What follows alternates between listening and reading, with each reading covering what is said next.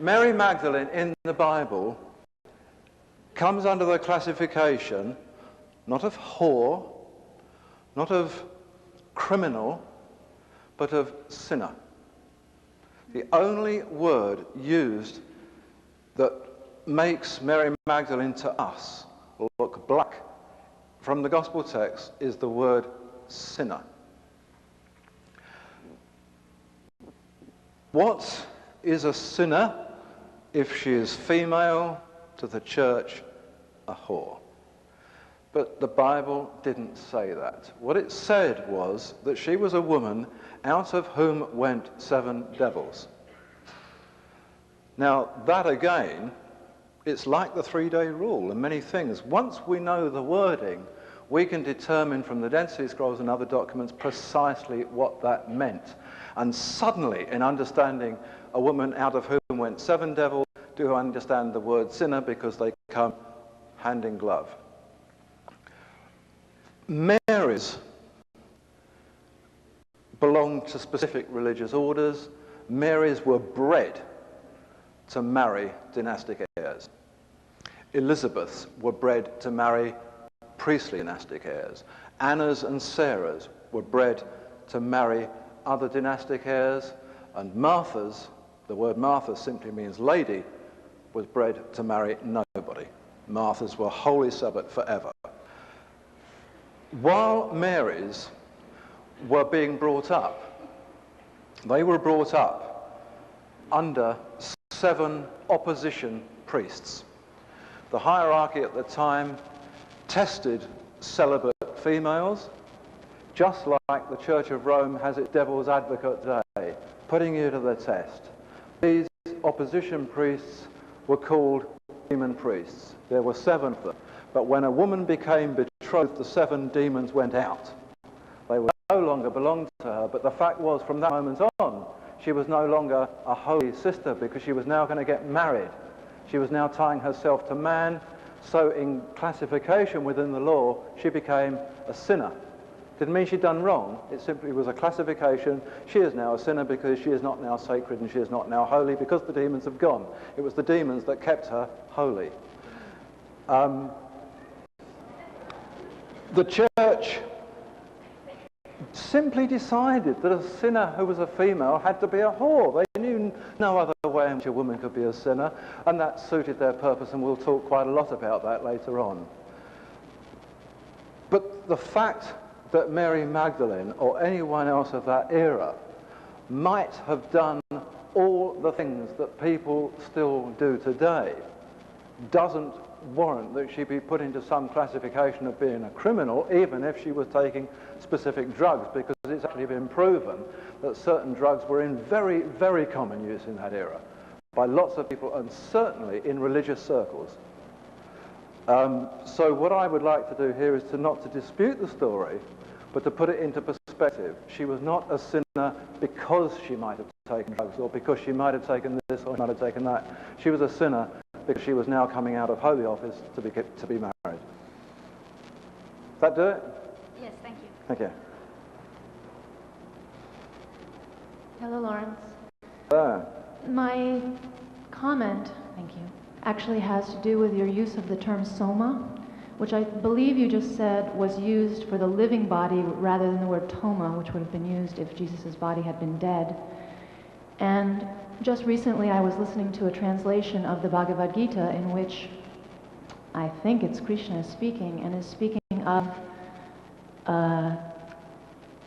those that knew the healing herbs, and the healing herb itself was as liquid moonlight, which then was referred to as the soma. And a third reference was that recently Ramtha used also this term to, if my understanding is correct, to describe an ancient civilization that lived possibly 455,000 years ago, and he used that term to describe those peoples. So my question is, and I'm overhearing people saying that's suma, that's soma, that's suma, but I feel here that there is a direct relationship between this term and all of these usages, and I wonder if you can... Wouldn't dispute that at all. I wouldn't dispute that. I mean, there are a lot of words that have different usages that in fact in the end come to mean the same thing, or the same purpose, or the same use. It's like the Holy Grail itself. You can have something that has a physical aspect, have something that has a spiritual aspect. They can be the same thing. It's rather like going through the gospel stories of Jesus and talking about the miracles and making the point that these were simply unprecedented events. In doing that, it might look as if what's happening is that you're listening to somebody who's saying, well, actually, he wasn't a great healer, he wasn't a great miracle worker, whatever. There were guys like Jesus then, just like there are today, that were capable of doing astounding things, more astounding than these miracles that we see in the Bible. There are stories written down that tell us of what we might describe as illusions or magical tricks. So that didn't mean that Jesus couldn't do these things. All I'm really saying is that events in the Bible were not written to express to people events or situations or things which in those days they would have taken for granted.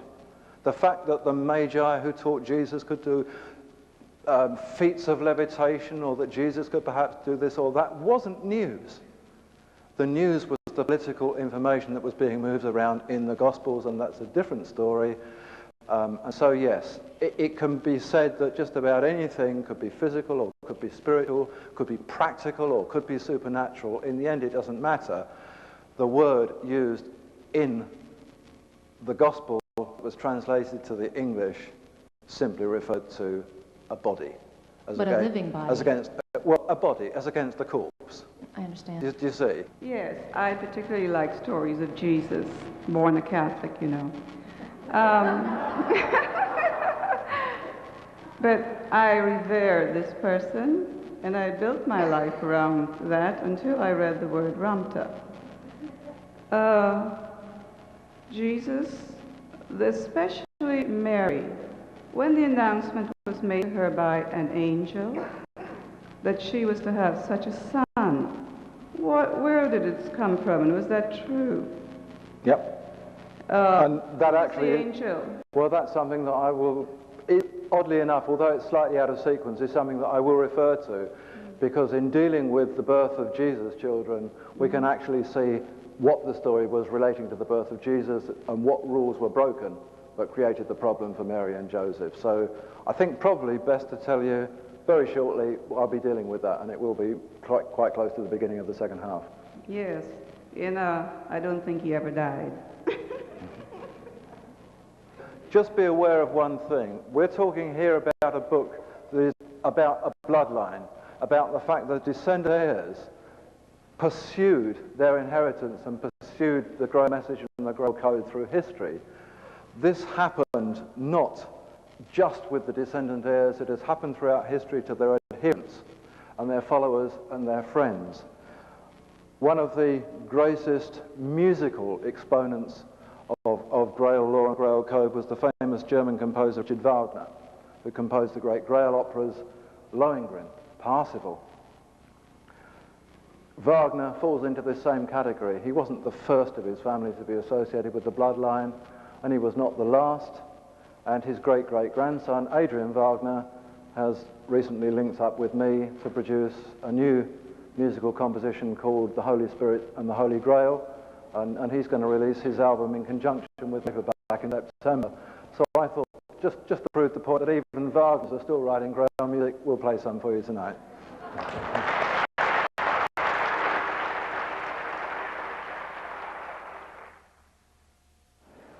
Okay,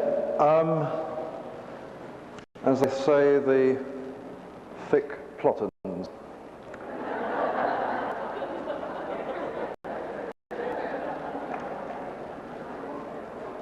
We have stayed for quite a long time now in a very short period of time, 2,000 years ago, so we're going to have to speed up history and move through the next sequence more swiftly. We're going to be looking at just the last stages of the New Testament story, the ascension as linked to the resurrection. In talking about that, we're going to be discussing some aspects of marital law as applied to dynasts. We shall set the scene not only for the heirs of Jesus, but also learn a little more about the birth of Jesus himself.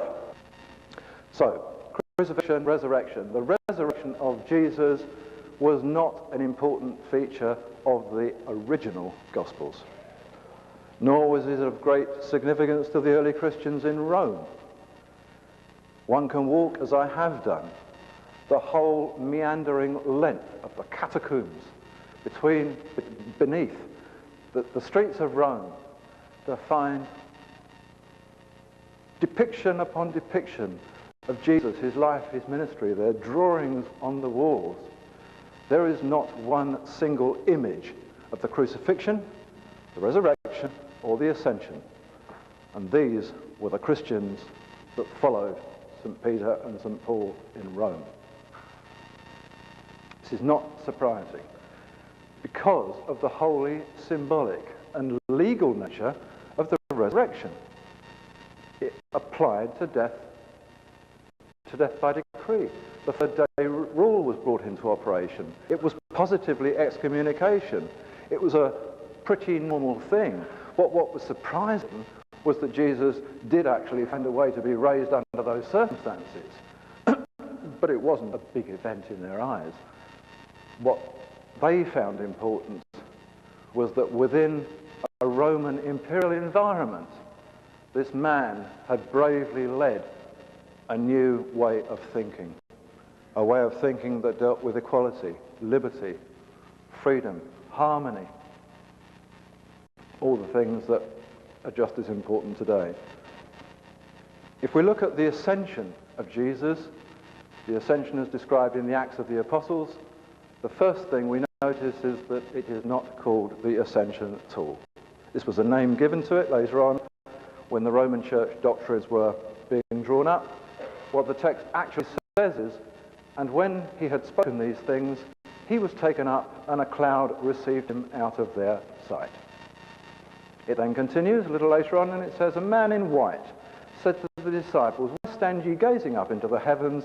This same Jesus shall so come in like manner as ye have seen him go.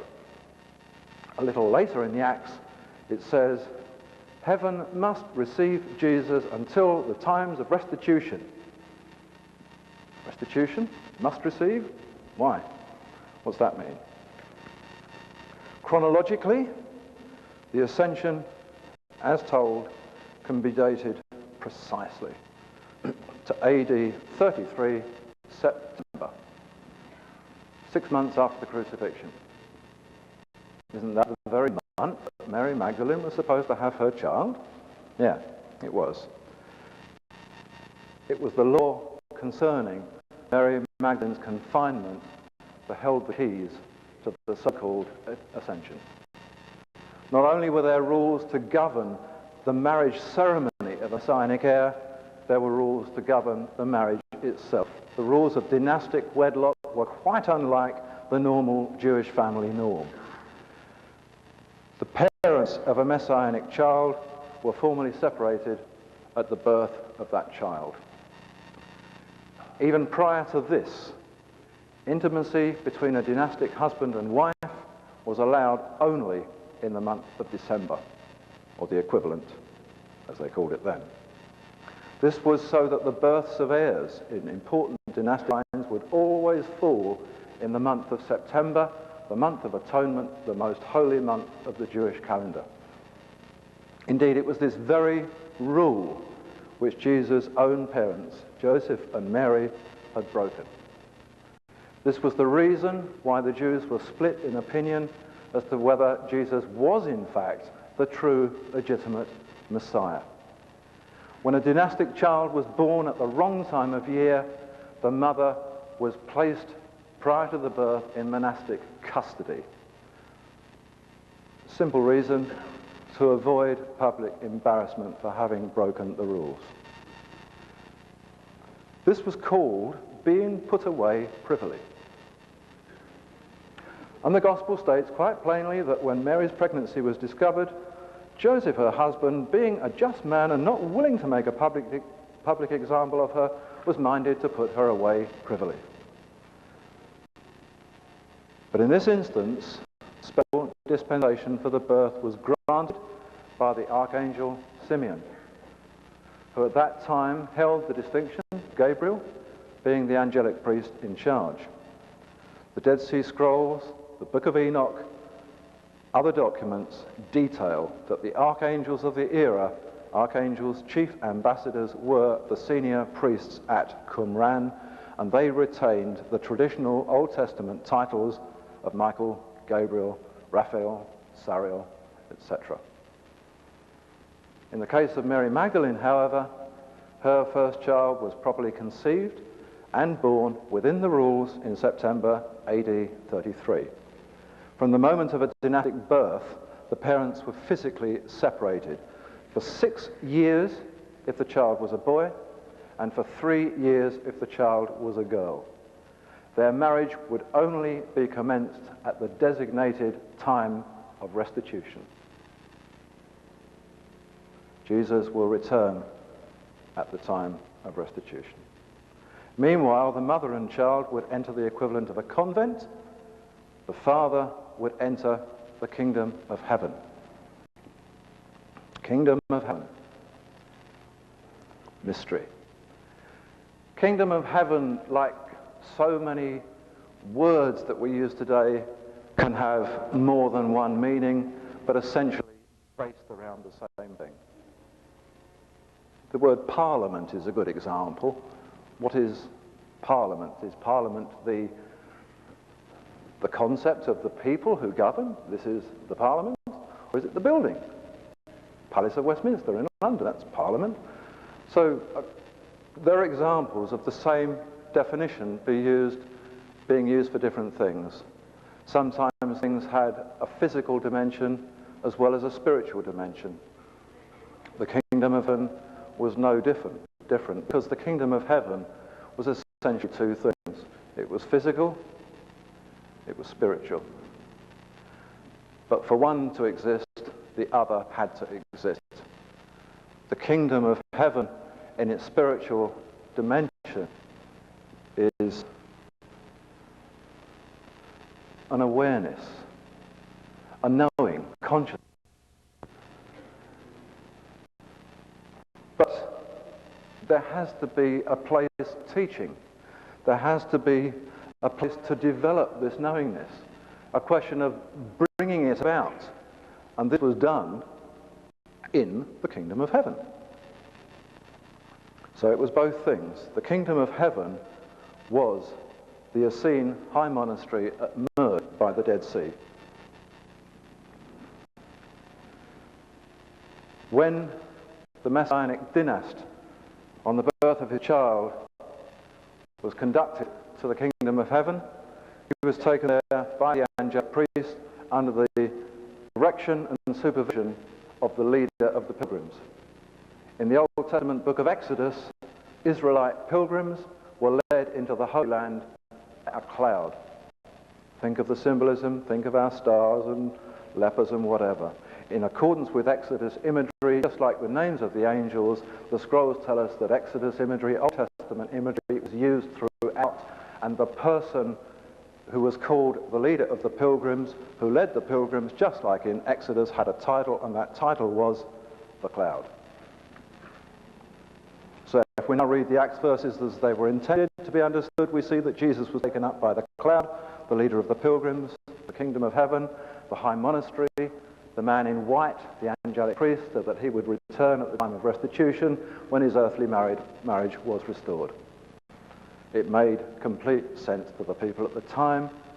It was simply a matter of law, custom and practice, so they drew no pictures on the catacomb walls of Jesus ascending on a cloud.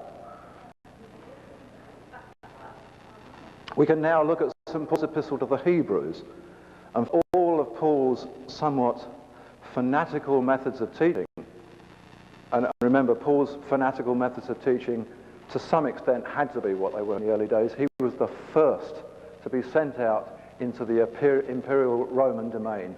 The other apostles had all taught in their homeland in Judea and Lower Samaria and Galilee and Jerusalem. They're preaching to the Jews, to their own native people.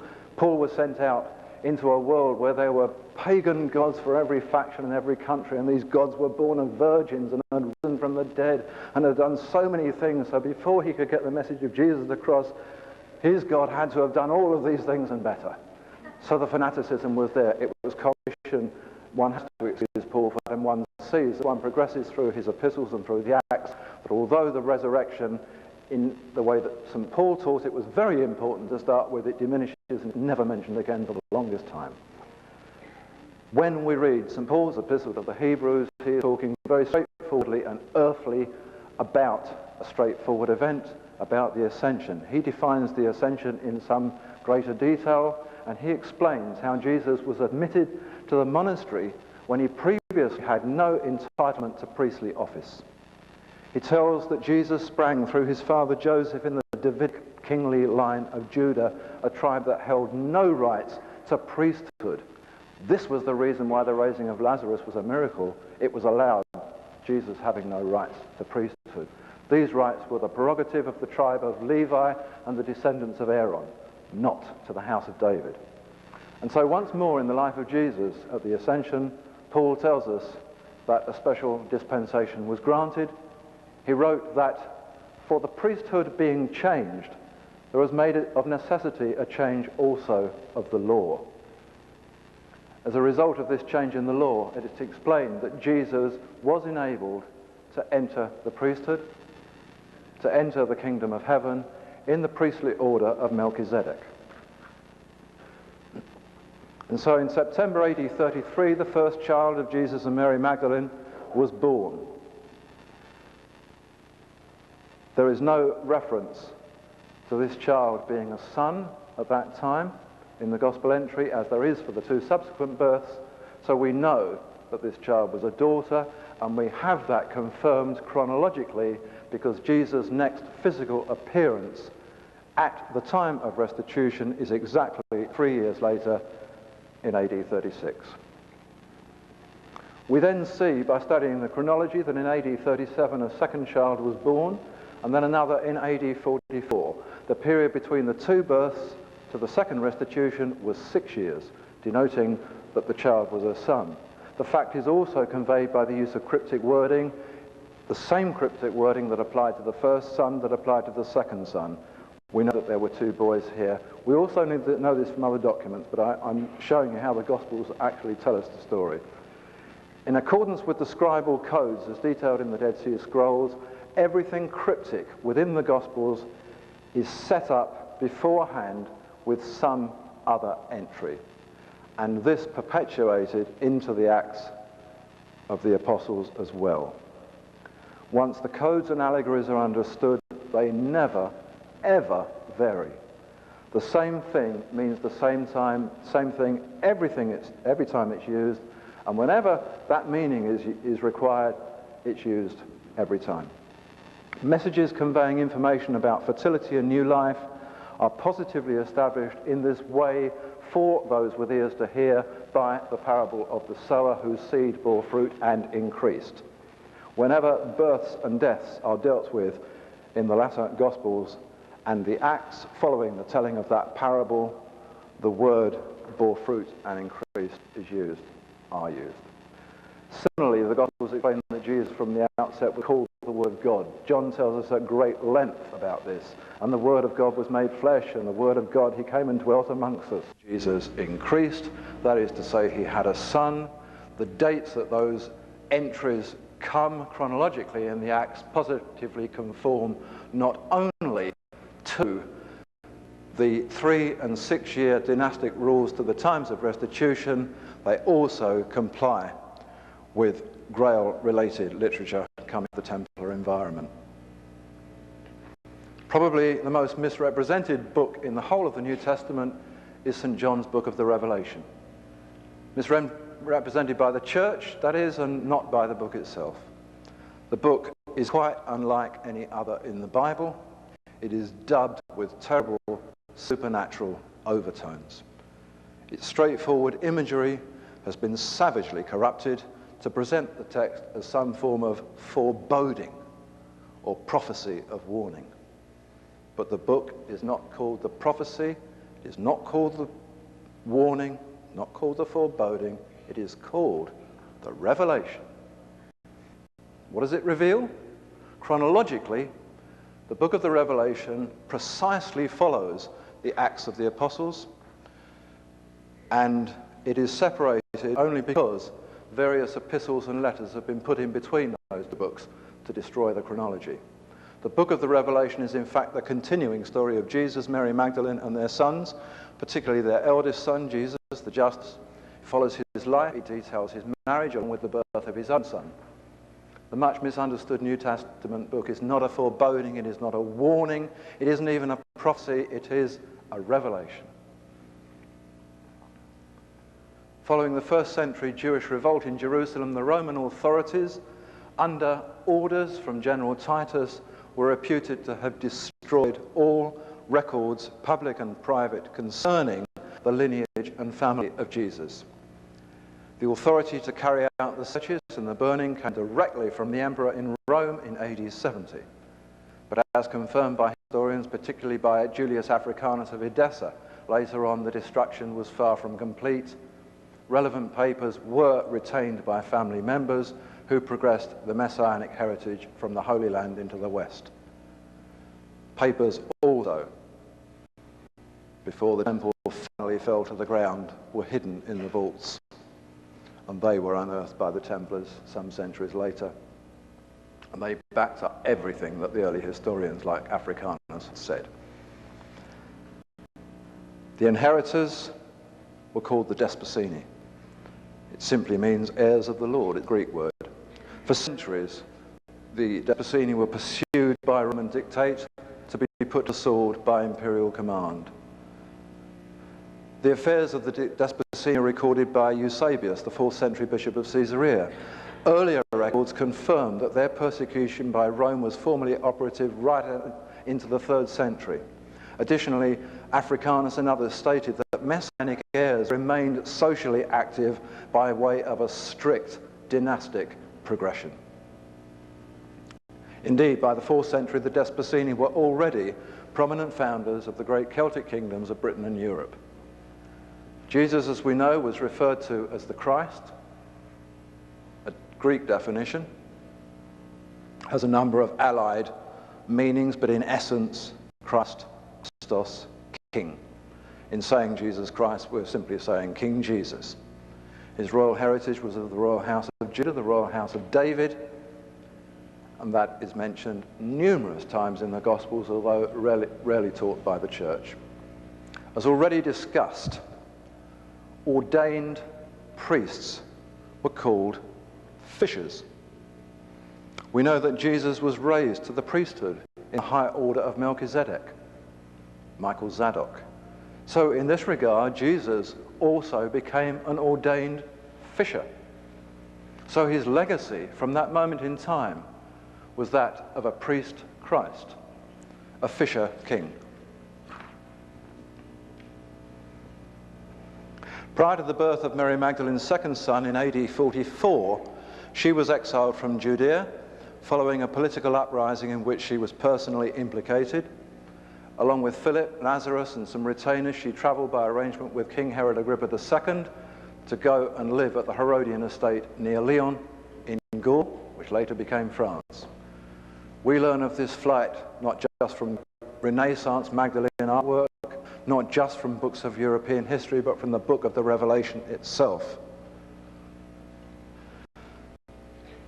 There are elements of the book of Revelation which have been questioned from time to time. The Church has answers for them all. There is a particular sequence which surrounds this birth chronologically, but which somehow or other the Church has applied to various people, Mary, the mother of Jesus, and others, but it makes little sense. Chronologically, it fits this moment in time. It talks about the persecution. It talks about the flight. And she, being with child, cried and pained to be delivered. Behold, a great red dragon, having 7 heads and 7 crowns, stood before the woman for to devour her child. She brought forth a man-child, and she fled into the wilderness, and the dragon was wroth with the woman, and went to make war forever with the remnant of her seed, which had the testimony of Jesus Christ. date of that entry AD 44, chronologically. These days, one would be quite hard-pressed, actually, to have the Church admit to Mary's French exile. But we only have to go back 500 years and look at church ritual and church liturgy throughout Europe to find this story as part of what was taught and debated in just about every frontline Christian church in Europe. It was to Gaul that Mary was said to have carried the Saint Grail, blood royal, the Holy Grail. And it was here that the famous line of Jesus and Mary's immediate descendant heirs, the Fisher Kings, flourished for 300 years. The eternal motto of the Fisher Kings was "in strength," inspired by the name of their great ancestor, Boaz, the great-grandfather of David. The name Boaz similarly meant "in strength." When translated into Latin, it became "in fortis," and this in Grail law was corrupted to "an fortas," the name of the Fisher King in Grail romance. So we can now return to the Grail's traditional symbolism as a chalice containing the blood of Jesus. We can also consider graphic designs and artwork dating well back beyond New Testament times and the Dark Ages, and we can trace it back to about 3,500 BC to find that the longest standing symbol of the female was a chalice or a cup. Its representation was that of the sacred vessel, the vas uterus, the womb. And so when fleeing into France, Mary Magdalene carried the Saint Grail, the Holy Grail, blood royal, in the sacred chalice of her womb, just as the book of the Revelation explains. And the name of this second son was Joseph. The equivalent traditional symbol of the male was a blade or a horn, usually represented by a sword or a unicorn. In the Old Testament's Song of Solomon and in the Psalms of David, the fertile unicorn is associated always with the kingly line of Judah. It was for that very reason that the Cathars of Provence and used the mystical beast to symbolize always the Grail bloodline. It was for this same reason that it became emblematic of the Grail bloodline and was used by the Desposnyi House of Stuart, who took the emblem into Scotland. Mary Magdalene died in Provence in AD 63. In that very year, as a memorial to the Messianic Queen, Joseph of Arimathea built the famous chapel at Glastonbury in England. This was the first above-ground Christian church in the world. In the following year, their senior son, Jesus the Justus, dedicated this chapel to his mother. Young Jesus had been there before with Joseph of Arimathea, documented in AD 49. One often hears stories about young Jesus in England with Joseph of Arimathea. These stories actually were the inspiration for William Blake's song, Jerusalem, and did those feet in ancient time walk upon England's mountains green. Jesus in AD 49? No, Jesus the younger in AD 49. Joseph of Arimathea was none other than Jesus Christ's own brother, James. His title had nothing whatever to do with a place name. Arimathea never, ever existed. The title was an English corruption of the Greco-Hebrew style Ramatheo, meaning divine highness, or royal highness as we would define it today. Since Jesus was the senior messianic heir, the Christ, Christos, or king, his younger brother was the crown prince, the royal highness, the Ramatheo. In the Nazarene hierarchy, the crown prince always held the patriarchal title of Joseph, whatever his baptismal name. Just as Jesus was a David and his wife had to be a Mary, the crown prince James was also Joseph of the Ramatheo, the high prince, the divine highness. This is why It was no surprise to Jesus' mother, Mary Magdalene, any of the women, that Jesus was to be placed in the tomb of his own brother. In the 5th century, Jesus and Mary's descendant, Fisher King Pharamond, a very famous king in French history, married Princess Argotta of the Sicambrian Franks. From them, a whole new reigning dynasty emerged, and they were the noted Merovingian kings who founded the French monarchy.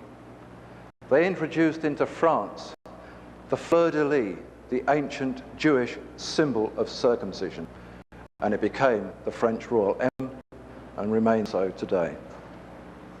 From the Merovingian succession, another strain of the family established a wholly independent, specifically Jewish kingdom in southern France, the kingdom of Septimania, the region that we now know as the Languedoc. And the early princes of Toulouse, of Aquitaine and Provence were all descended in the messianic bloodline of the Holy Grail. Septimania was granted under deed to the royal house of David in 768. Prince Bernard of Septimania later married a daughter of Emperor Charlemagne. Also, from the Fisher Kings came another important parallel line of succession in Gaul. Whereas the Merovingian succession perpetuated the patrimonial male heritage of Jesus, this other line perpetuated quite separately the matriarchal heritage of Mary Magdalene, a female line of dynastic heiresses. And they were the dynastic queens of Avalon in Burgundy, and they were the house Delac, meaning of the waters, a style granted to Mary Magdalene in the early days when she voyaged on the sea to Provence. So suddenly we're getting near to where it's at, because readers of Arthurian and Grail lore will by now have recognized the ultimate significance of this descendant family. The Fisher Kings, the Queens of Avalon, the House Delac. Prior to the Middle Ages, the individual stories of this family were historically very well known. But when the church began its reign of fanatical persecution, the Great Inquisition, the whole Nazarene and Desposnyi heritage was forced underground. Why? The onset of the Inquisition. Because the High Christian Church was very suddenly embarrassed at that time by the greatest religious monuments ever to grace the skylines of the Western world. Suddenly there appeared before their eyes the great Notre Dame cathedrals of Europe. But despite their present-day image, these impressive Gothic cathedrals had nothing whatever to do with the established Christian church. They were funded and built exclusively by the Knights Templars, who in 1128 had returned from Jerusalem with a wealth of written material that had been hidden away during the 1st century, information, documented, genealogical accounts of Jesus and his family, and the true facts of the crucifixion and the resurrection. As a result, the Templars and their allied Cistercian monks under Bernard of Clairvaux challenged the church head-on. They dedicated their great cathedrals to Mary Magdalene, Notre Dame, Our Lady, whom they called the Grail of the world. And this, of course, defeated every dogma that the church had encouraged. The bishops retaliated by rededicating numerous other churches to Mary, the mother of Jesus. But even that was a problem for them. They didn't want to give her offices that they wanted to deny womanhood. They issued an edict under law that henceforth, from that moment, any depiction of Mary, the mother of Jesus, could only show her wearing blue and white. That way, she was granted no rights to any ecclesiastical office in the male-only priesthood. She could be venerated as the mother of Jesus, but that's as far as it went. In her own right, no status. Mary Magdalene, on the other hand, was being portrayed by the world's greatest artists wearing the red garb of cardinal status, or the black robes of a Nazarite high priestess, and there was absolutely nothing the church could do about it. The bishop's only option was to proclaim the whole thing heretical and sinful, because in having previously elected to ignore Mary Magdalene and her heirs, she was totally outside their immediate jurisdiction. So it was at that time that they came up with the cruncher, Grail law is now a heresy. Proclamation of Vatican. The 6th century writings of Merlin in the 15th century were expressly banned by the Great Ecumenical Council. The original Nazarene Church was compelled to become an underground stream, aided by notable sponsors such as Leonardo da Vinci and Sandro Botticelli. In those days, the Church controlled and policed most literature in the public domain. So in order to avoid outright censorship, Grail communication, Grail literature suddenly had to move into the realms of the Gospels themselves. Messages had to be conveyed allegorically. They also had to be conveyed quite secretly outside by the use of secret watermarks and graphic symbols. Even the tarot cards originally emerged out of Grail law symbolism. But why on earth should the writings of Merlin have posed such a problem for the Church centuries later? Because within the context of Merlin's adventurous texts, just like the Grail law that preceded the edict, it and they told the descendant story of the Grail bloodline, a bloodline which had been ousted from its dynastic position by the bishops of Rome, the popes, who had elected to reign supreme by way of a totally contrived apostolic succession. The apostolic succession was said to have been handed down from the first bishop, St. Peter, and this is still the promoted view, but one only has to study the Church's own apostolic constitutions to discover this is simply not true. Peter was never a bishop of Rome, nor ever of anywhere else. The Vatican's own constitution record that the first bishop of Rome was Prince Linus of Britain, the son of Caractacus the Pendragon. Prince Linus was installed personally by St. Paul in AD 58 during Peter's own lifetime. From the 1100s, the powerful Knights Templar cathedrals posed an enormous threat to the male-only church because once again they brought to the fore the image of the married Jesus and Mary Magdalene. The cardinals knew that their whole establishment would tumble to the ground if the Messianic descendants, operating still, as the early historians have said, on a strict dynastic progression, were able to gain the upper hand. They had to be crushed, and so began the brutal Inquisition. The brutal Inquisitions were a direct result of the suppression of Grail law and the bloodline legacy. This Inquisition was implemented against all who dissented from the overall rule of the bishops. It all began in 1208 when Pope Innocent III sent 30,000 soldiers into the Languedoc region of southern France. This was the home of the Cathars, the pure ones, who were said to be the guardians of a great and sacred treasure, a mysterious secret that could overturn the whole of Orthodox Christianity. And the Pope's so-called crusade lasted for 36 years, during which time tens of thousands of innocent people were slaughtered in the region, but the treasure was never found. The main thrust of the Inquisition, or the Holy Office as it was called, was instituted during the course of this massacre by Pope Gregory IX in 1231. It was set against anyone who supported the Grail heresy. By 1252, the torture of victims was formally authorized along with execution by burning. The savage persecutions and punishments were openly waged for more than 400 years. Think of that in terms of American history to today. They were extended against Jews, against Muslims, against Protestant dissenters, against anybody who disagreed with the bishops of Rome.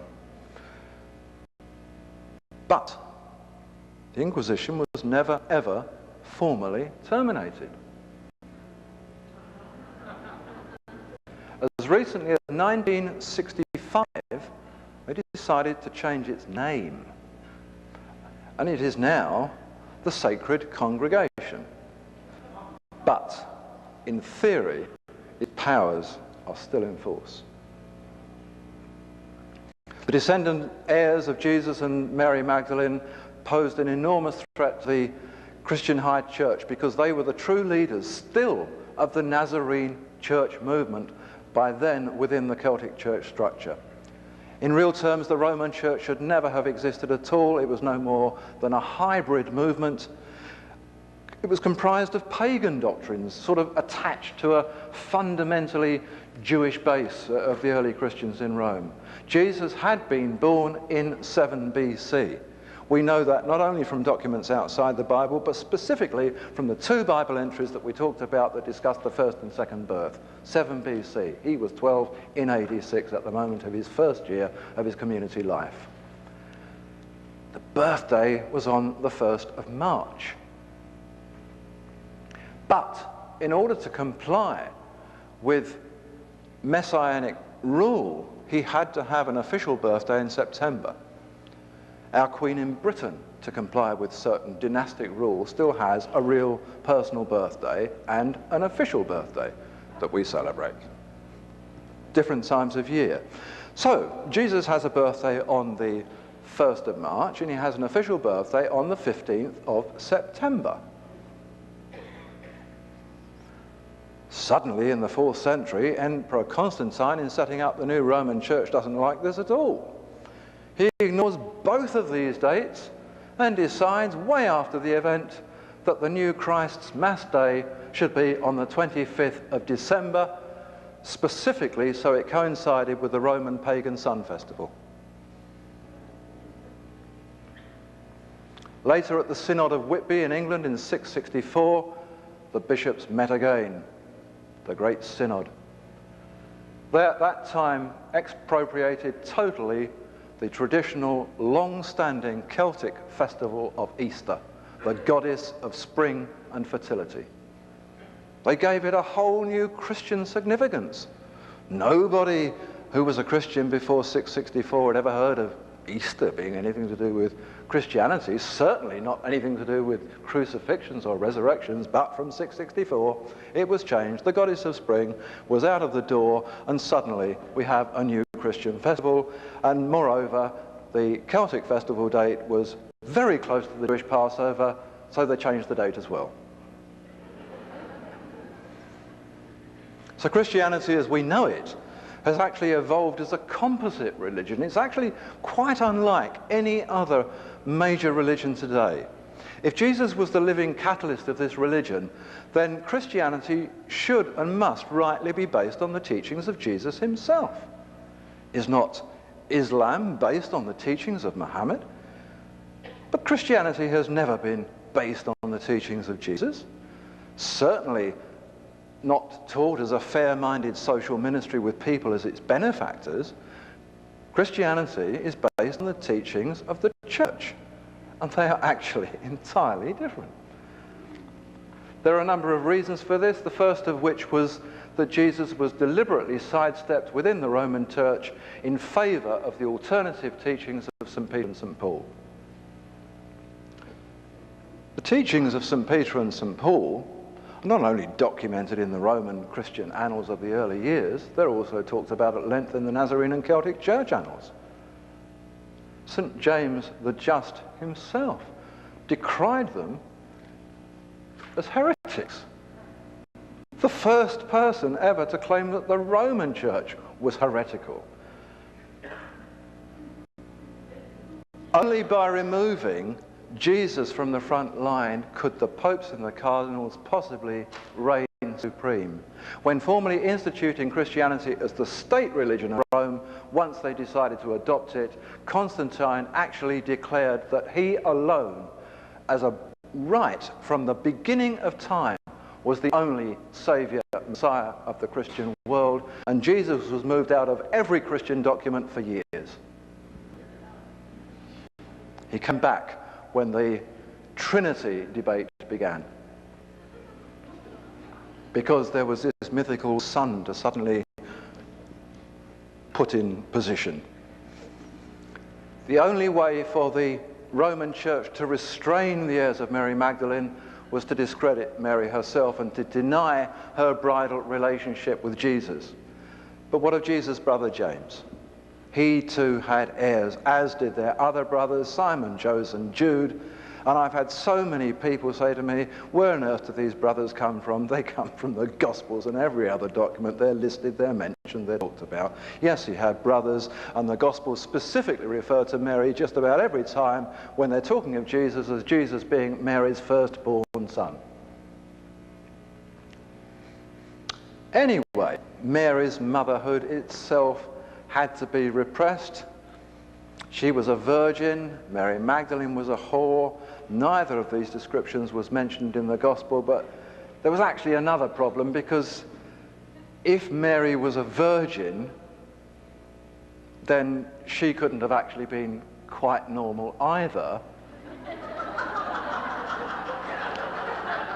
So we have to actually sort her out. So we've knocked Joseph out of the picture, but what about Mary's documented father? We'll cross him out of the Gospels. In fact, we'll actually cross her mother out of the Gospels as well. And this didn't happen until very late in time. And then quite suddenly, only a couple of hundred years ago, they thought of the idea. 200 years ago, roughly. Mary was herself born by Immaculate Conception. Great, got it. So the Pope said this, and the Pope is infallible, and that's it. No way out. She's born of Immaculate Conception, she's a virgin, and that really cements the whole thing. Mary Magdalene, she's a whore, she's out of the window. Heirs? Can't be heirs. So that was it. And over the course of time, you know, I mean, these doctrines, contrived doctrines, have had an enormously widespread effect. In the early days, it was much more difficult to sort of cement the ideas in people's minds, because they actually knew the truth. They still were reading documents that told them the original story. The original women of the Nazarene mission had a significant following in the Celtic Church for ages. Women such as Mary Magdalene, as Martha, as Mary Jacob Cleopas, and Helena Salome, and Joanna and others, had disciples that ran on for centuries the same schools that were founded by these women in the first century. They had run social missions throughout the Mediterranean world, and these schools still existed. These women had all been disciples of Jesus. They had been close friends of Mother Mary, and they had actually accompanied her to the crucifixion, as the Gospels tell us. The Church's only salvation really was to deny women altogether. To deny them not only rights to ecclesiastical office, but to deny them rights to any status in society according to church doctrine and church law. Hence, the church actually formally decreed in the 17th century, and we're moving on in time now, that all women are heretics and sorceresses. Interesting new one, that. Sorceresses.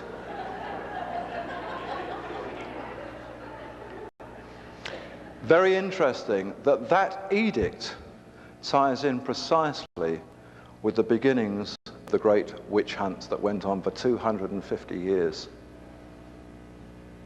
And the very strange trials and testing that went along with witch hunting.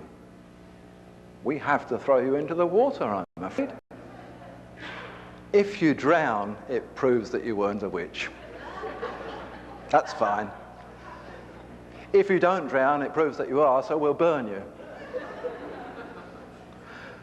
The witch hunt records actually, in the end, accommodated men and were actually used to sort of circumvent political trials, because they got round the law. You could execute people on the spot. But essentially, when you look at the early dictates to the so-called witch-finder generals in the field, they were designed strictly against women, because only women could really be sorceresses, and if men were caught up into it and finally had to be persecuted and executed, that was only because they'd fallen victim to the sorcery of women. And in this, the church bishops were aided by the words of Peter and Paul, and on the basis of their teachings, the church was enabled to become wholly sexist. In his epistle to Timothy, Paul had written, "I suffer not a woman to teach, nor to usurp any authority over the man, but to be in silence." tried saying that to my wife. Doesn't work. In the Gospel of Philip, Peter is recorded as saying, women are not worthy of life. But Rome came up with a great one. They rewrote the Last Supper in an official document and contrived a conversation between the apostles that was never mentioned in any gospel. Hundreds and hundreds of years later, they wrote that there was a conversation. And the conversation was, why is it that Mary Magdalene isn't mentioned in the Last Supper? Wouldn't she have been there? Well, says Martha, she was actually, but Jesus saw her laugh and he threw her out because she wasn't serious. So women are not only sorcerers, they're silly. The church father Tertullian summed up the whole Roman attitude, writing about the emergent disciples of Mary Magdalene specifically. These heretical women, how dare they? They are brazen enough to teach, to engage in argument, to baptize. It is not permitted for a woman to speak in church, nor to claim any masculine function, least of all in priestly office. This sexist attitude persisted within the church to the present day. Why? Because Mary Magdalene had to be discredited and specifically moved from the reckoning so that her heirs could strategically be ignored. Now things are changing. Not only in respect of books like mine, but women are actually now being restored to the priestly station in the Anglican Church. And Rome are looking very concerned. Notwithstanding the avid sexist movement, the Messianic heirs retained their social positions outside of the church establishment. They progressed their own Nazarene and Celtic movements, and they founded Desposnyi kingdoms in Britain and across Europe, and they continued to be a high threat to the great church and the figurehead monarchs and governments empowered by that church. They were the very reason for the implementation of the Brutal Inquisition, because they upheld a moral and social code which was quite contrary to church requirement. This was especially apparent during the age of chivalry, which embraced a respect for womanhood. And this was exemplified by the early Knights Templars, whose constitutional oath supported the veneration for the great Grail Mother, Queen Mary Magdalene. Undaunted by the Inquisition, the Nazarene movement pursued its own course, and the story of the bloodline was perpetuated in literature, romantic literature now, such as the Grand St. Grail, the High History of the Holy Grail. And these writings were largely sponsored by the Grail courts of France themselves, the courts of Champagne, Anjou, and others, and also by the Knights Templars and directly by the Desposnyi houses. And it was at that stage that Arthurian romance suddenly emerged in the late Middle Ages as a popular vehicle for the Grail tradition. In the light of this, the Templars themselves became a specific target of the Inquisition. In 1307, when the armies of Clement V, the Pope, and King Philip IV of France were set in their direction. Not only had the Knights returned from the Holy Land with important first century documentation, but they had also returned with incredible wealth and treasure. They were not only in a position to dismantle the church structure with their knowledge, but the order was financially far richer than the Vatican itself, and therefore posed a significant threat. In fact, the Knights Templars at that stage were the richest single order that the world has ever known, and the whole of our international banking network that we all use today and our clearing houses was all established by the Knights Templars in that era when they funded every European court. The papal armies scoured Europe for the Templar documents and the treasure, but like the other Cathar inheritance, nothing was found. Many knights were tortured, executed in the process, and their companions were banished to regions outside the papal domain. But the Templar hoard, although not found, was never lost. Its day-by-day existence is recorded, and all the time they were searching for it in southern France, it was locked away in the treasury vaults of Paris. One night it was loaded onto 18 galleys at the port of La Rochelle, and the fleet set sail for Scotland. There the Templars were welcomed by King Robert the Bruce, along with the whole Scottish nation. He'd been already excommunicated by the Pope anyway, so he could quite easily receive the Templars. He had actually dared to disagree with the King of England, who was a Catholic, so he was excommunicated. But so were every single Scottish person. That was not lifted for a long, long time. In fact, the people forgot it happened in the first place. It wasn't until it was reinstated that they thought, oh yes, we're excommunicated. We didn't know that. So it wasn't important.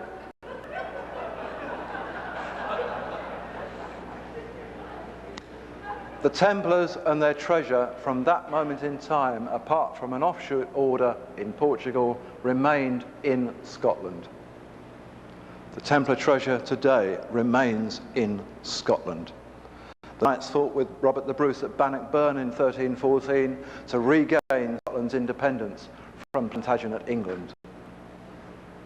But going back to the earlier story, why was King Arthur so important? How was it that suddenly King Arthur and his knights became a vehicle for telling the Grail story? Because Arthur was absolutely unique in a particular stage of the bloodline heritage. He had a dual heritage in the Messianic line. King Arthur was by no means mythical, as so many have supposed and surmised, but he has always, it seems, been looked for in the wrong places, because people who search for King Arthur are misguided by the locations in fictional romances. They have searched in vain through the chronicles of Brittany and Wales and the west of England, and Arthur is nowhere to be found. Arthur's battles are not found in the Anglo-Saxon chronicles of England, and yet they've been specifically named and dated in Grail lore. Are they to be found? Yes, they are all there if you look in the right place. King Arthur is detailed in the Irish and Scots chronicles. He was indeed the High King of the Celtic Isle, and he was the sovereign commander of all of the Celtic British troops in the late 6th century. Arthur was born in 559 and he died in battle in 603, and his mother was Igerna Dillac, the daughter of Queen Viviane of Avalon, in direct descent in the female matriarchal line from Mary Magdalene.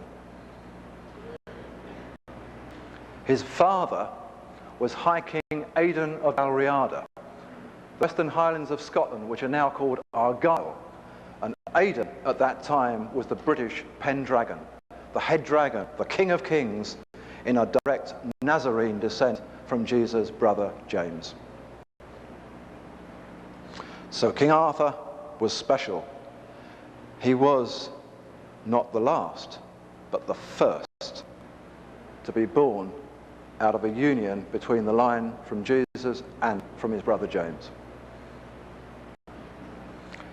The chronicles and records of Scotland's kings, moving on into the centuries, even in the 9th century when King Kenneth MacAlpin united the Picts and Scots under one kingdom, when one reads through the constitutions and the record of the coronation of kings like him, the House of Avalon is distinctly and specifically mentioned as being the ultimate Celtic right to kingship in Scotland, and the House of Avalon was the matriarchal descent from Mary Magdalene. King Aidan's paternal legacy emerged through the most ancient of Britain's royal houses. Again, not mythical or fictional, the House of Camelot. This was England's royal court of Colchester, and it was reigned in a line from the first Pendragon of Britain, King Cymbeline, who is well known, of course, to students of Shakespeare. Camelot was the name for the Iron Age fortress at Colchester. Camelot was the Celtic word for bent light. By that time, Messianic descendants had founded Desposnyic kingdoms in Wales and across the Strathclyde and the Cambrian and the northern regions of Britain. Arthur's father, King Aidan of Scots, was the first British monarch ever to be installed by priestly ordination when he was crowned and anointed by St. Columba of the Celtic Church in 574. From that moment of coronation, the kindred of St. Columba has been the royal ecclesiastical seat of the kings of Scots. And it's that kindred that I'm the Grand Prior of today. This, of course, infuriated the Roman bishops. Gosh, in Britain, crowned by a Celtic priest, this is not on. Only the Pope has the right to appoint kings and to crown them. We'll have to do something about this. What shall we do? We'll send St. Augustine over to dismantle the Celtic Church. And so in 597, St. Augustine came from Rome to dismantle the Celtic Church. He proclaimed himself Archbishop of Canterbury and allied himself at the time with the Queen of the King who was ruling from Kent, who was already a strongly bred Catholic. But overall, Augustine's mission failed. He managed to retrain parts of Lower England so that England suddenly became a Catholic nation in many respects under the Archbishopric of Canterbury. But in Wales, in Cornwall, in Ireland and across the breadth of northern England and Scotland, this never happened, and the Celtic Church prevails. And even the Church today has no concept of what the truth of this was that Augustine was sent over to do. It's no secret, it's in the books. But this is the great anniversary of the year that Augustine came over. Why did he come over in that year? In 597, 1400 years ago? Very conveniently, because he came over just a few weeks after St. Columba of the Celtic Church had died. So, with the great leader of the Celtic Church movement over the way, Augustine was sent. Suddenly there was no leader. Become the new leader. Turn it into Catholicism. And what on earth happens today, a few weeks ago, 1400 years after the event, but the Church of England decides to have the great cross-country pilgrimage of St. Columba and St. Augustine, the two brother saints of the Christian Church. Not so. There were never more hated enemies. Even the post office has issued stamps with their joint pictures on, as if they were brothers. And St. Columba had nothing whatever to do with the Roman Christian Church. He was head of the Celtic Church.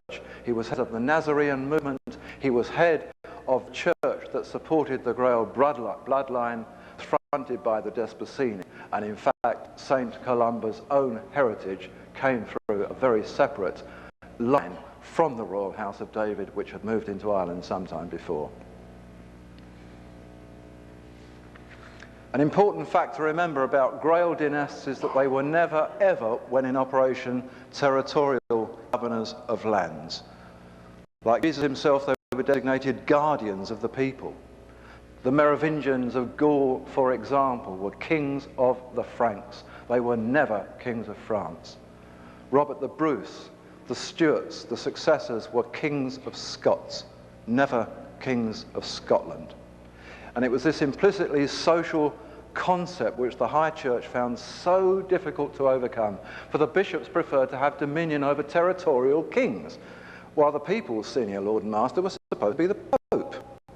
Only by maintaining ultimate spiritual control over individuals could the Church reign supreme. And so whenever a Grail dynast actually came to the fore and began to gain some prominence, he was met by the wrath of this great papal machine. Back in 1751, the bishops actually managed to depose the Merovingian succession in Gaul. And at that time, they established a wholly new tradition whereby kings of the Carolingian succession, the House of Charlemagne, had to be approved and crowned by the Pope. And from that moment, it became the tradition. But the Church could never, ever topple the Desposynic kingdoms of England and the rest of Britain.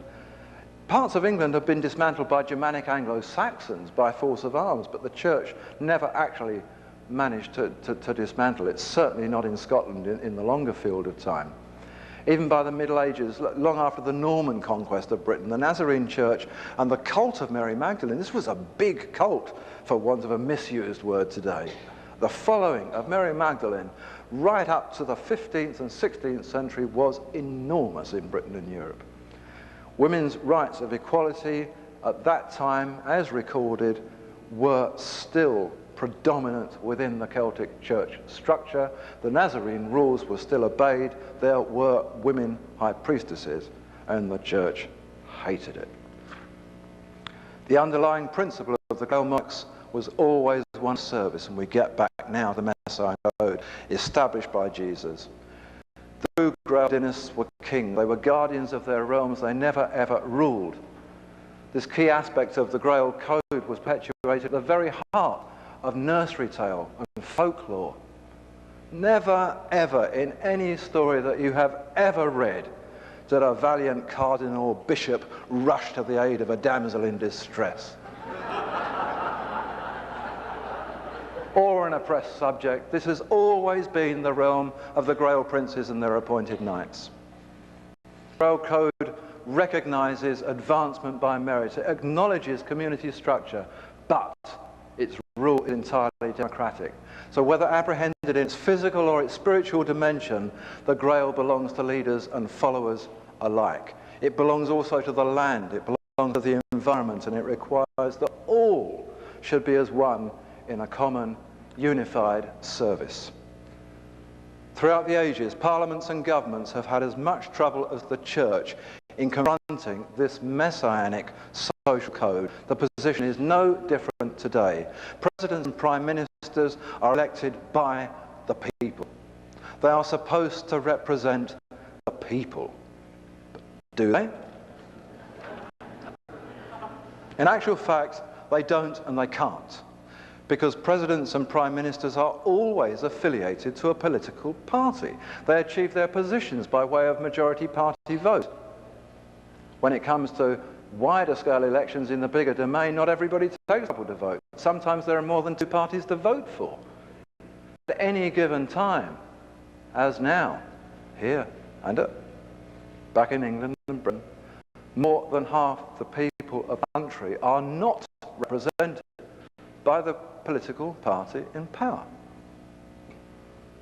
So in this regard, whether they're good or bad at their government, even though the majority vote principle has sort of been applied but not worked, the democratic principle itself fails, because there are more people that did not vote for you than did.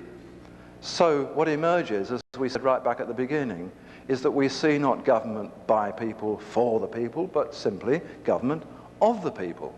Now, Jesus confronted a very, very similar situation to this way back in the first century. At that time, Jerusalem and Judea were under Roman occupation. King Herod, the governor Pontius Pilate were both appointed by Rome. But who represented the people? The people were not Romans. They were Holy Land Jews, Pharisees, Sadducees, Essenes and the like. Apart from that, there were large numbers of Samaritans and Gentiles, the non-Jews. Who on earth represented all these people? The answer actually is no one, until Jesus made it his social mission to do so. This was the beginning of the non-affiliated code of princely service, a code perpetuated to this day by messianic dynasts in their continuing role as common fathers to the people. The Grail Code is based on the principles of liberty, fraternity, and equality. It was particularly apparent in the American and French revolutions, both of which discarded the lordship of despotic kingship and aristocracy. But what's replaced these things? They have been replaced by party politics and largely non-representative government.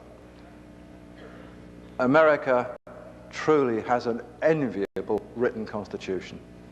But who actually, in the event, champions this constitution on behalf of the people? Certainly not the Supreme Court, as some politicians have tried to tell me, because although the court can challenge Congress and can mediate in federal cases, it is ultimately concerned with upholding the law of constitutional principle, not with promoting social justice. The court also holds the right to interpret the Constitution. To interpret? Doesn't it say what it means? But the Chief Justice and the 8 justices of the Supreme Court are appointed by the President. So their interpretations, when they make them, are of necessity politically influenced. Among the truly great dynasties, long-reigning dynasties of the Messianic line, was Britain's own Royal House of Stuart. Like King Arthur, this succession was special, and this was the second time in history that it was really special because they had a dual Messianic descent. They descended from Jesus and Mary Magdalene by way of the Merovingian Fisher Kings, and from Jesus' brother James by way of Arthur's own father, Aidan the Pendragon. Of Kings of Scots from 1371, the Stuarts became Europe's historically longest ever reigning house. In their early years, they founded numerous state-funded hospitals. They founded colleges, universities. They introduced, back in the 1400s, the first minimum wage scales in Europe. But from 1603, they fell victim to a plot by the English politicians who had long sought to gain control in Scotland. At that time, the Scottish crowns were united. But just 85 years later, after all of this happy reign in Scotland, the Stuart dynasty was deposed and sent into exile. Why? Because they claimed affinity to God and the nation before Parliament, the Church, and the English aristocracy. In 1687, the Stuart King, James VII, had issued a lengthy declaration for liberty of conscience. This declaration by the King proclaimed that every citizen in the realm, whether Protestant, Catholic, Jew, Quaker, or whatever, had the right within that realm to worship openly according to conscience. And for this alone, James was persecuted and deposed by the English church aristocracy, who attested that people have no such right of individual choice. Various acts of parliament were then put into place in Britain so that future monarchs could exist only by consent of the government and the Anglican Church. They were rendered virtually powerless, as they remain today, because the acts are still in force. Subsequently, the German Elector of Hanover was installed as King George I, and this was a brilliant move because the politicians knew this would be good for them, because King George, who reigned for 13 years, could not and never could speak or write a word of English. Apart from about 10 months in that 13 years, he spent all of his time in Germany. So the result of all this is that in Britain today we have Protestants, Catholics, Jews, Quakers, Muslims, Hindus, Buddhists, you name it. We have them all, but the Parliament is strictly Anglican and the monarch is the head of the Church of England. Now this strictly strategic form of denominational hierarchy is contrary to all the precepts of the Grail Code. It leaves the majority spiritually unrepresented by those in control. In such a constrained environment, enthusiasms necessarily fail. Ambitions are restricted because people are not at one with their governing establishment. Hence, the social ethic that binds a nation together towards any common goal is completely lost. Community flounders in a state of uncertainty. Without the advantage of a written constitution, Britain's monarchy is a parliamentary monarchy, not a constitutional monarchy as in other European countries. Belgium, the Netherlands, Luxembourg, Spain, Sweden, Denmark, Norway, good examples of constitutional monarchies. A great example of a constitutional monarch acting on the people's right occurred very recently in Belgium. King Albert spoke out publicly during the scandal of the paedophile network. He announced that certain high-level officials were actually involved in the ring.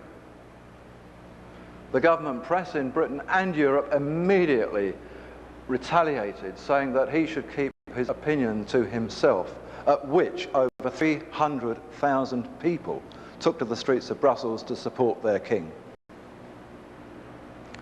As a result of that, numerous judges, police chiefs and politicians were sacked, disgraced and criminally charged because King Albert, acting on behalf of his people, was correct.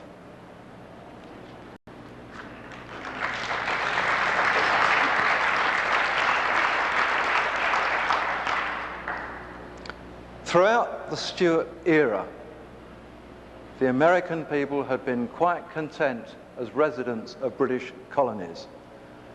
But the emergent despotism of the Hanoverian Parliament was certainly too much to bear. In 1775 began the War of Independence. 8 years later, freedom for the United States was declared at the Treaty of Paris.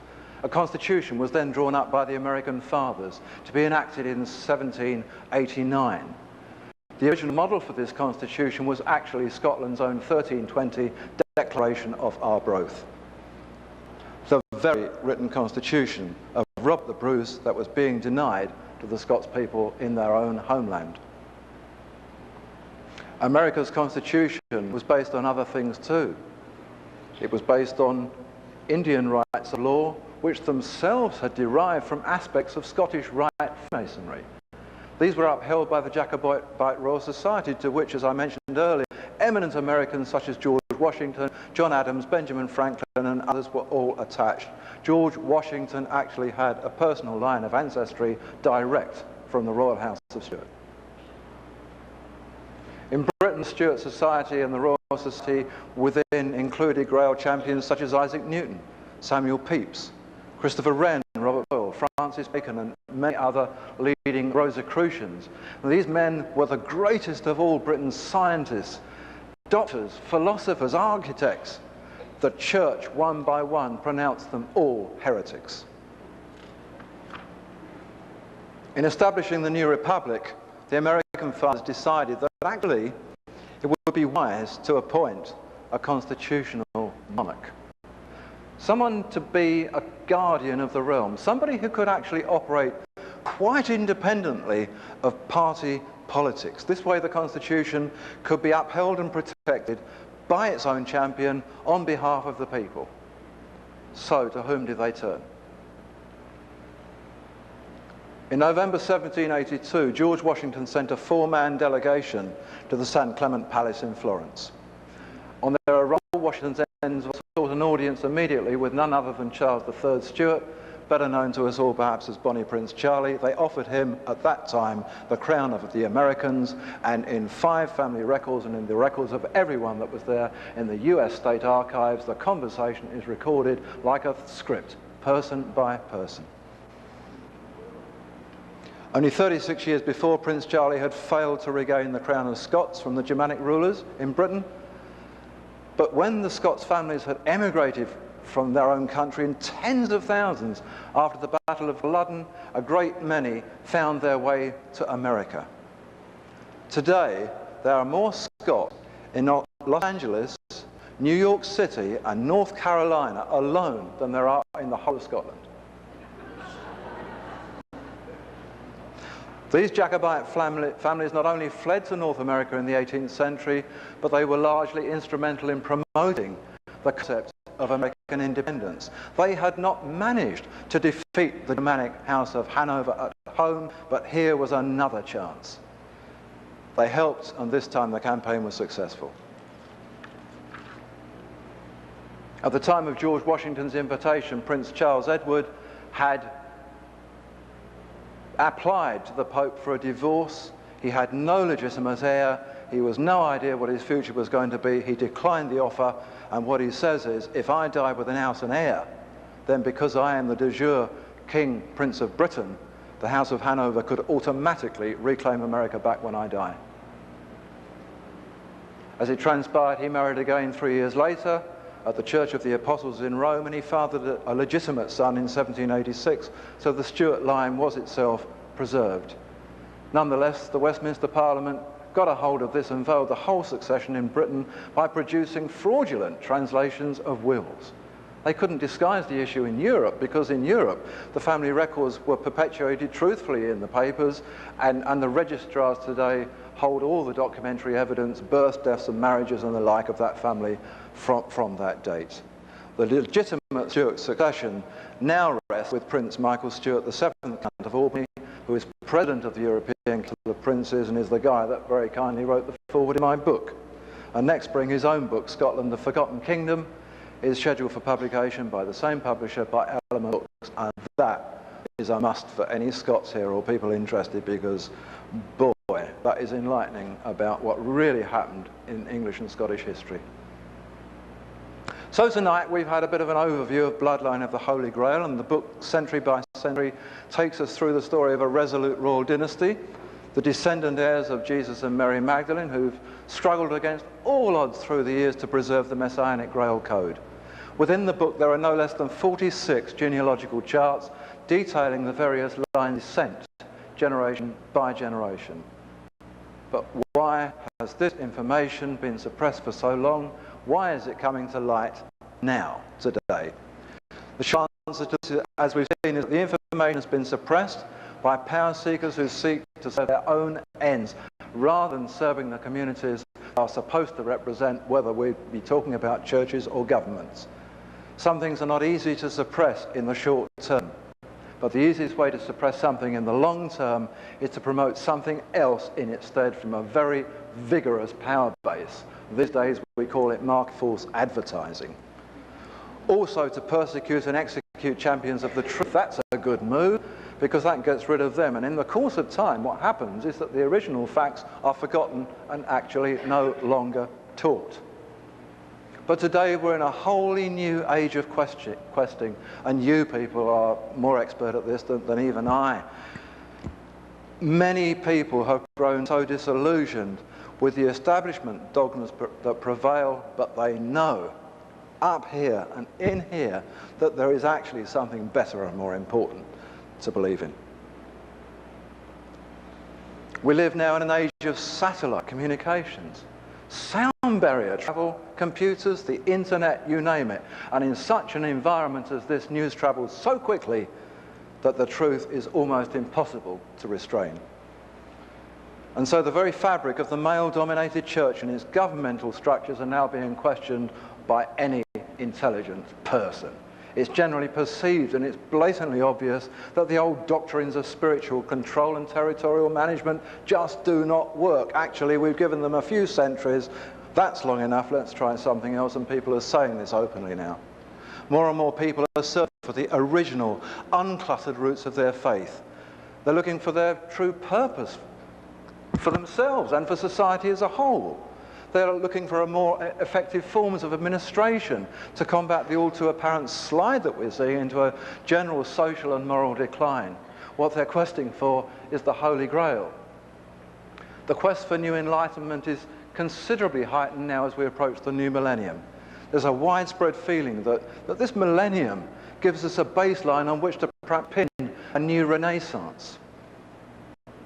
An era when the precepts of the Grail Code can perhaps be practiced and acknowledged, the precepts of proper liberty, fraternity and equality.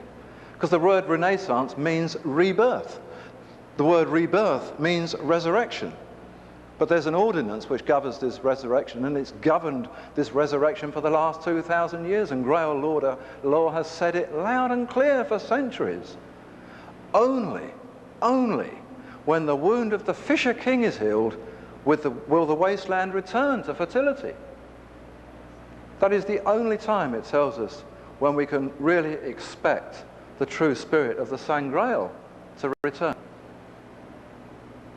Well, I'll finish the formal talk there and have a few more questions, because I've missed out a lot historically. It's all in the book, and you'll find it when and if you read the book. But if there's anything obvious that springs to mind now, I'll take questions. Before I do that, I will make an announcement. There has come to my attention that a large number of the American edition of Bloodline of the Holy Grail has a page missing. Nobody knows how it is even possible, because it is produced from the same computer disk that every other edition came from. But page 274 refers you to the chart on page 274. And page 273 has nothing on it at all. There is a chart missing on page 274. Greg Simmons has a copy of that chart, and they will be made available to anybody that wants copies of that chart through the bookshop. I can only apologise for elements.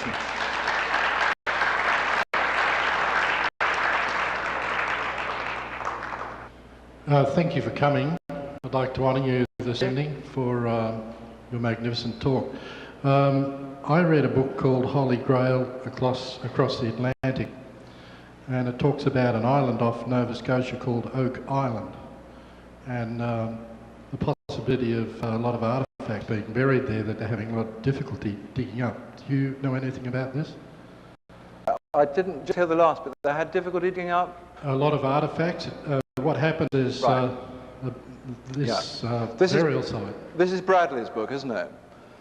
Yeah. Interesting book. In fact, in the appendix to my book, I have an appendix chapter that actually touches on this subject. He writes at much greater length, and I've referred to his book, among others, for people to look at in this respect. It actually comes from the truth of the matter concerning the real findings against founding of America. Because we all know that Christopher Columbus found America. However, as Bradley and other writers report, and in fact as I can back up, because this is wholly Scottish information, America was being sailed to, and certainly northern parts of Canada, Nova Scotia, were being sailed to from the Orkney Islands and Scotland and parts of Norway from the 700s. America was not discovered in 1400 odd by Christopher Columbus. There are maps dated around 900 AD that actually show the Canadian and parts of the North American coast in great detail. The Sinclair family of Scotland, who Bradley mentions in particular, sent a great fleet across to the Americas about 150 years or so before Columbus went. And as a result of their sailing, German cartographers actually produced the first globe of the world, a globe. And this was really what cemented it for Columbus, because Columbus's story is an odd one that isn't actually questioned by too many people. But Columbus went on this journey funded by Ferdinand and Isabella, the King and Queen of Spain. At that time, Ferdinand II was actually classified as the Catholic. He was the implementer and overlord of the Great Inquisition at that time, and he was the ultimate promoter of the fact that the earth was flat. Columbus received no monetary grant from the King of Spain. Columbus's money came from a knightly order fronted by Leonardo da Vinci. What happened was that he appeared at the court of the King and Queen of Spain with this globe. And what had happened was that the King and Queen of Spain knew that the King of Portugal had actually sent a man off to discover this place over there. And so Ferdinand had a problem. He could hardly agree with the fact that there might be something out there, but on the other hand, he didn't want to be beaten to something by the King of Portugal. So he simply said to Columbus, okay, if you can find the money, you can go, and we'll give you some ships to go in. So they provided ships. And Columbus went, and Columbus came back, and we know the rest of the story. But yes, as you say, there are artifacts in Nova Scotia. There are above-ground artifacts in parts of America and Canada. There are cannons on, forget which island, one of the islands off the Canadian coast. There are cannons that are Viennese cannons that date back to the 11th century, left there in the 11th century by Venetian sailors. There are Templar carvings in a Templar burial ground in Massachusetts, with family emblem that dates from the 1300s, still 150 years before Columbus ever went there. So yeah, we know that Bradley's book is a great book, well worth reading.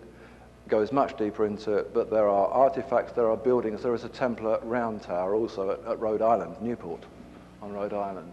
So the Clumber story is a good one. I mention it in the book, but Bradley's does a much better job. Thank you. Go on.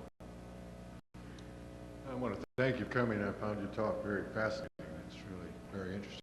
But I'm also interested in knowing how you could determine some of these dates that you allude to. I can see how some of them logically you can arrive at, but like the dates regarding King Arthur. So many historians don't seem to have any idea, and I know you said that they were looking in the wrong places, but do you have documentation, or how do you arrive at some of these dates? I don't arrive at them. I simply look at the documentation that has them. The Chronicles of the Scots, the Chronicles of Dalriada, the Annals of Picts, the Annals of Munster, of Leinster in Ireland, the Annals of Connaught in Ireland, all detail King Arthur and the battles that he fought in. His coronation is mentioned specifically in the Scottish Annals. His date of birth and his age at coronation is recorded in the Scottish Annals, and his date of birth and the battle that he died in is recorded in the Scottish and Irish Annals. So it's really not a question of determining something by route of deduction. It's simply a question of finding the document that gives you the information. On top of that, Celtic church records are an enormous help. As I've said, I have access to Celtic church records that have never been published, and probably they won't in full apart bit by bit through books like mine. The Celtic church records are actually quite stunning when it comes to King Arthur, and these are first-hand accounts written by the monks of the church in the late 500s. They tell the story, the root of the story, that Tennyson much later converted into Lancelot's affair with Guinevere. The story that sort of lost the crown and the kingdoms and sent everybody off in search of the Holy Grail. This was a tremendous story because the Celtic Church reported it in full in their records. Lancelot de Lac, remember House de Lac? Lancelot de Lac was specifically sent over by his mother with the Sword of Avalon to grant personally on behalf of the Burgundian house to Modred, the son of Arthur and Morgaine de Lac. Modred, in that very year, was proclaimed archpriest and Celtic Christ of the Celtic Church. And Lancelot was supposed to present this sword to him, but instead he gave it to Arthur, Modred's father. Now, we now move into realms which may be called symbolic or mythical, but what happened was that from that moment, Arthur began to lose all his battles. The Anglo-Saxon advance surged forward across England, and ultimately the Anglo-Saxon conquest was over. And the whole of Scotland and the Celtic Church blamed Arthur for accepting this sword of Avalon and for destroying his pledge of allegiance to the Celtic Church and laying the land to waste. And this was turned into a romantic affair between Lancelot and Guinevere, and the historical symbolism was lost. But even to such detail as those little bits of story are Arthur's story, is Arthur's story told in first-hand annals of the time, let alone what people might have written about him in some fanciful romance 1,000 years later. So not difficult to find really these days at all. Everything's recorded. I mean, it's what one talks about the crucifixion, for example. Everybody's been arguing for years about, was it this date or was it that date? And did he die when he was 30? And was it AD 30 or whatever? For goodness sake, it's in the annals of Imperial Rome. You simply have to look up the records. Oh, yes, man was sent and tried before Pontius Pilate and sentenced along with other people to crucifixion, date AD 33. So not difficult. A lot of people write books and perpetuate the myth that there is a great mystery to discovering a lot of this stuff, and that you've got to be Hercule Poirot or some great detective to get the root of it. Not so. You just have to persist with records. Thank you very much. I had one more question. You mentioned there was a new book out on Scottish and English history. Could you give us the title of that again? It's called, in fact, I will give you the title again because I give a title in my book towards the end when I announce it's coming. but the title that I give has become simply a working title, and it now has a new title. It's to be released by Element Books in April of next year, which is precisely a year away, and it is called Scotland, the Forgotten Kingdom by Prince Michael Stuart of Albany. Thank you very much. Thank you. To me, it seems that there has to be a bigger picture. And I was wondering if you confronted that bigger picture in your research. A bigger picture in relation Meaning to... that Jesus came from the line of David. Yeah. Okay, now what was the line of David all about? And Jesus was confronting... Okay, yep, got it. Bigger picture, yes. Follow on from what I said to the previous gentleman, something much bigger he had to have been a vehicle for. Right. However, something much bigger existed also in terms of the bloodline itself.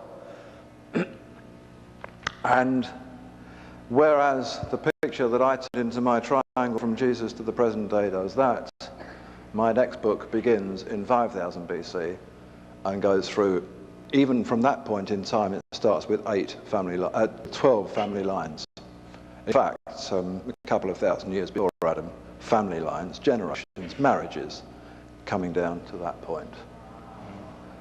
That book will be called, I think, something like Birth of the Royal Bloodline, and we're hoping to launch it for the millennium. So that's where the bigger picture will emerge, yes. A big, big story. The great royal houses of Egypt, Sumer, ancient Mesopotamia, all come from something much bigger in the beginning.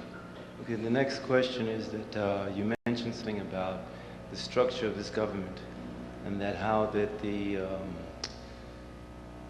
Supreme Court can't exactly disagree or say exactly how they feel because of the Constitution. Do you believe that the Constitution was formed in the interest of the people, the United States Constitution? Mm.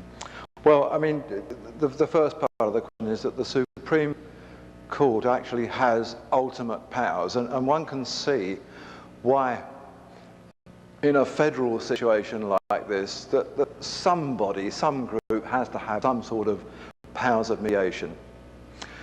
It's a bit like calling in the FBI because this is an interstate matter, you know, and it's not just the local sheriff here and the local police force. There's somebody's moving around, and somebody on more of a federal basis has got to be part of this. And the Supreme Court can do that. It can actually mediate in federal cases. It can sort out disputes between legislatures of different states. And so in that respect, what I really can say is that it operates on behalf of the Constitution, but it doesn't acknowledge the fact that the Constitution exists on behalf of the people.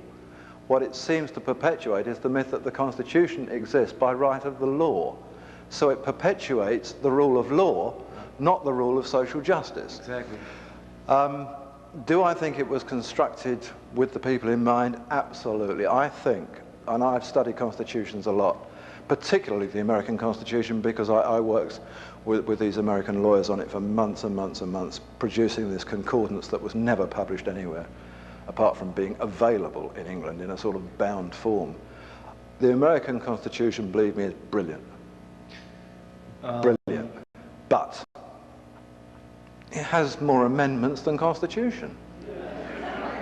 Well, my belief is that the reason it has amendments is because the very reason it was made wasn't necessarily what it's purported to do. It was designed, for exactly the reason that I stated, to have an appointed guardian of its own.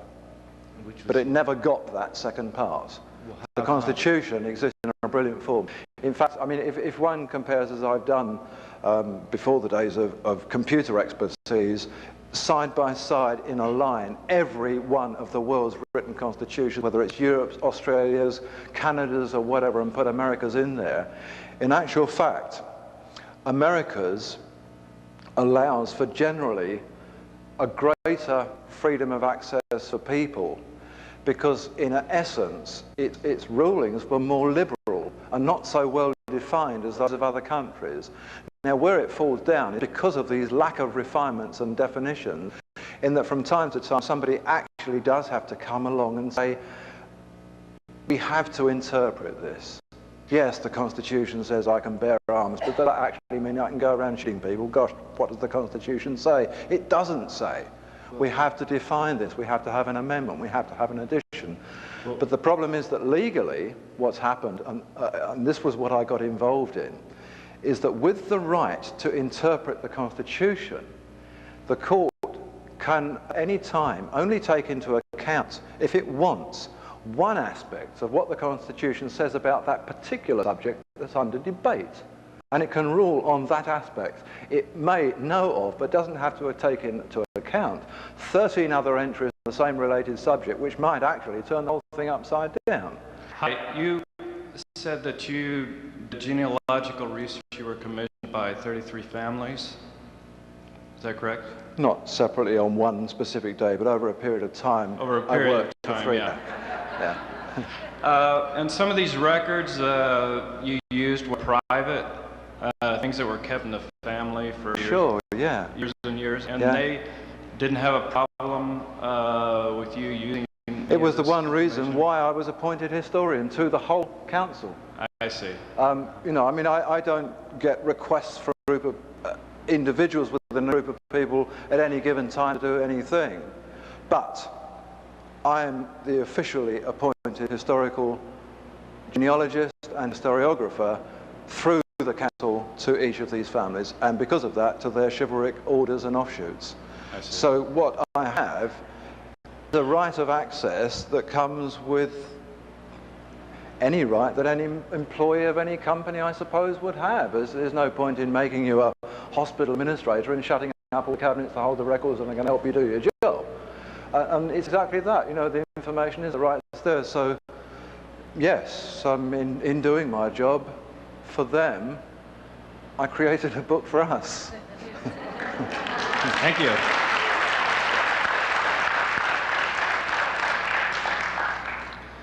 I was reading your book today at lunch, but I had to stop because I got to page 274 and it's blank. Just before that, you were talking about the tables of testimony that the Templars found in the Temple of Solomon and presumably took with them to France or back to Scotland. I was kind of curious about that. I just finished reading Graham Hancock's book, The Sign and the Seal, where he makes a real convincing argument that they took the Ark of the Covenant to Ethiopia. Yep. So I was wondering if you could comment on Graham Hancock's work and also tell me where the tables of testimony are today.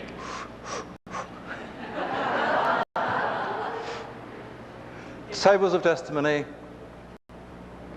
precisely what we're told went into the Ark of the Covenant.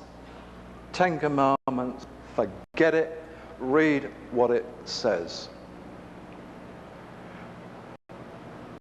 Who wrote and inscribed the 10 Commandments? God, says MGM. The Bible says that God said to Moses, listen here, I'm going to tell you something and write this down. So Moses wrote it, but God also said, and I will give you tables of testimony, which you must put in that ark. There is nothing secret about 10 Commandments that we've all known for centuries. Why on earth should they be locked away and sought after and protected by knightly orders and Levite priests? We know what they say. They're rules of basic conduct for life, and at best, if we found them, we'd have a great archaeological artifact, but that's all we'd have. Tables of testimony, the tablets of cosmic law. Here is something very different.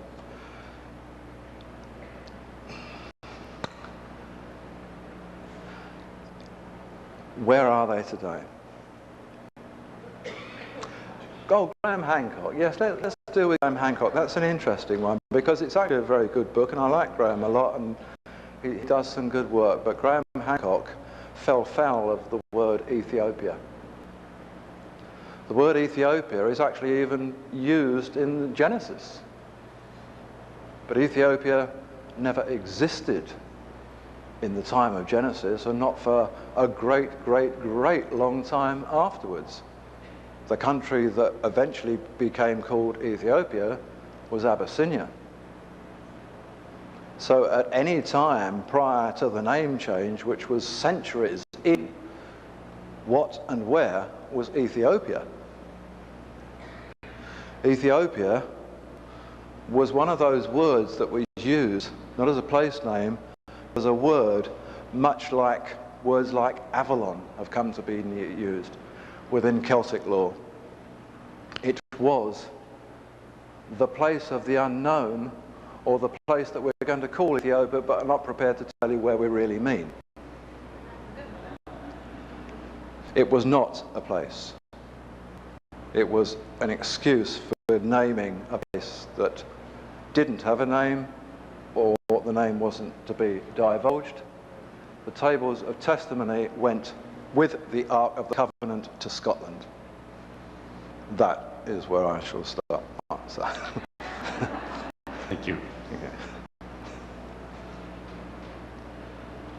I'm wondering if you could comment on the historical significance, if any, of Joan of Arc within the context of the Bloodline and Holy Grail. Yeah, that's interesting. Joan of Arc. Burned as a sorceress because she refused to submit to rape by churchmen.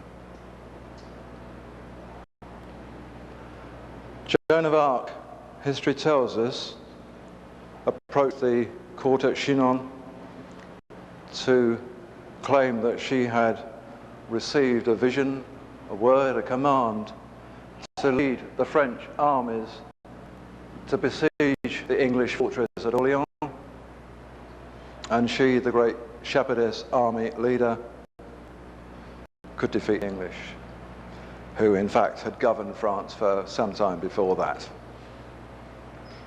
Yes, she did it, and yes, she succeeded, but there is no way outside of legend that she was any more than a catalyst and the conveyor of a brilliant idea.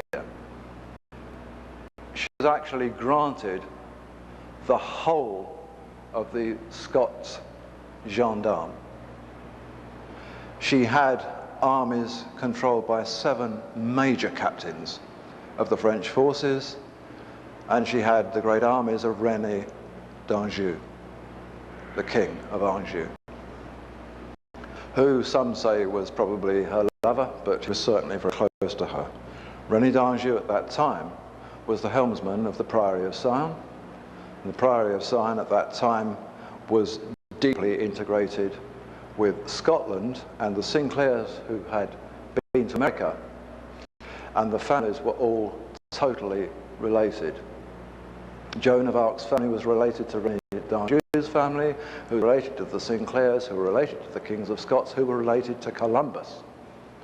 So the whole thing was a mishmash of the same people coming out of the same melting pot, appearing in a specific period of time, doing amazing things that have gone into history, defeating the English, discovering America, whatever it may be, but all actually out of the melting pot. And this is a melting pot which actually are the allies and the immediate adherents, yes, of the bloodline. And her ambition was to put the House of Valois back on the French throne, and she succeeded. So, great lady, but then after all of that, she's suddenly a witch. But what we learn in our history books is that the person who condemned her as a witch was the Archbishop of Bordeaux. What few people actually do is to check to see who the Archbishop of Bordeaux was at that time. And the Archbishop of the Bordeaux was one of the remnants of the English Empire, and he was actually the Duke of Bedford from England who had held the position. So in actual fact, it wasn't beyond the bounds of anybody's belief to conceive that this guy would find a really good way to get rid of Joan of Arc. Okay. I was curious, there's speculation and stories about the Rennes Chateau mystery and Saunière Béranger. And I was curious if you uncovered anything new concerning that. Rennes-le-Château has been a mystery in the public domain, I suppose, to our general knowledge, ever since Henry Lincoln brought it to our attention some few years ago, and from that time David Wood and others have sort of joined the crew, and we've had Andrews and Schellenberger recently with their book, The Tomb of God. What they each do in their turn is to pursue various lines of geometry and various calculations which lead them to actually the same conclusion at the end of their books. The same thing is said, and what they say is, wow, there is something very important here. Well, actually, that was said a few hundred years before and doesn't demand a book and a lot of calculations now, because the Knights Templars, every time one comes up, say to me, or certainly the Rosslyn Chapel people in Scotland, they say, well, you know, let them do it. They can carry on all the time. When it is decided that what is so important about that this place is destined for release, we will release it. Until then, we're not going to agree or disagree. We'll let them go on with it. So my answer is what their answer should be. I am personally, at this moment in time, quite unqualified to say what is so damned important about that place. Yes, it's important. When I have an answer, I'll write a book. I will not write books that end up with a jolly good idea that might or might not be, and are selling the public a detective story with me as the star cast that actually doesn't find the culprit. Great, thanks.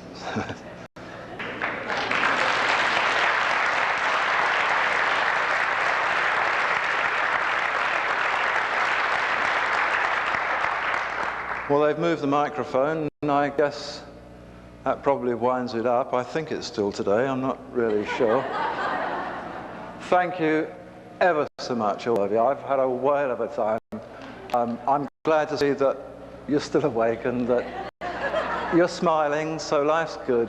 I am enormously privileged to have been here, and thank you so much for the invitation. I'm very pleased.